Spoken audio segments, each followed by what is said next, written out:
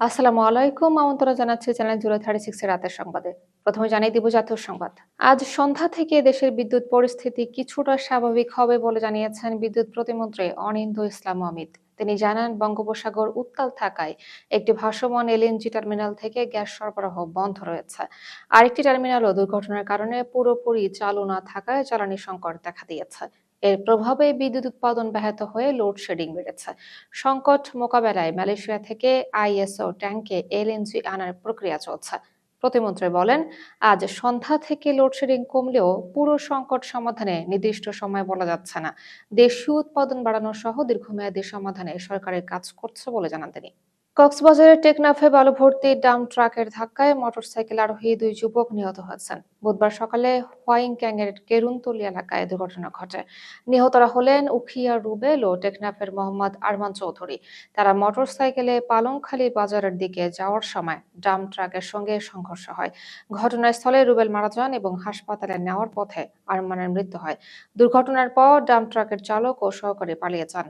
Police dump ট্রাকটি জব্দ ও চালককে আটকের চেষ্টা করছে।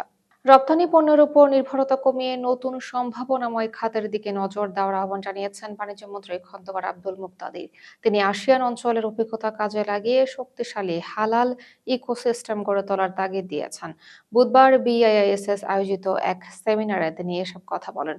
মন্ত্রী বলেন, হালাল অর্থনীতি এখন শুধু খাদ্য ও পানীয়ের মধ্যে সীমাবদ্ধ নয়। ঔষধ, প্রসাধনী, ফ্যাশন, পর্যটন, প্রযুক্তি ও অর্থায়নও এর অংশ হয়ে উঠেছে। আন্তর্জাতিক বাজারে প্রবেশের জন্য নির্ভরযোগ্য হালাল সার্টিফিকেশন ব্যবস্থা গড়ে তোলার উপর গুরুত্ব দেন তিনি। বাংলাদেশের বিভিন্ন উৎপাদন খাতকে কাজে লাগিয়ে বৈশ্বিক হালাল বাজারে বড় অংশীদার হওয়ার সুযোগ রয়েছে। কুড়িগ্রামের উলিপুরে আবাসিক মাদ্রাসার 11 বছর বয়সী এক শিক্ষার্থীকে যৌন নির্যাতনের অভিযোগে হাবিবুল্লাহ নামে এক শিক্ষককে আটক করেছে পুলিশ।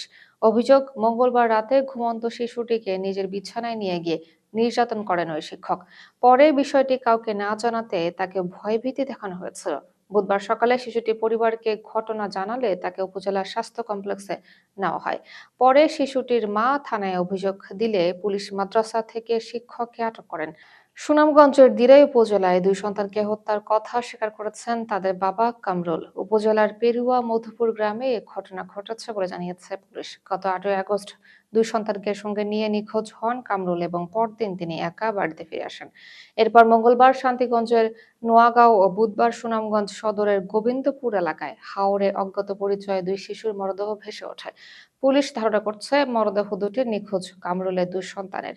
বুধবার কামরুলকে জিজ্ঞাসাবাদের জন্য থানায় নেওয়া হলে এক পর্যায়ে তিনি দুই সন্তানকে হত্যার কথা স্বীকার করেছেন।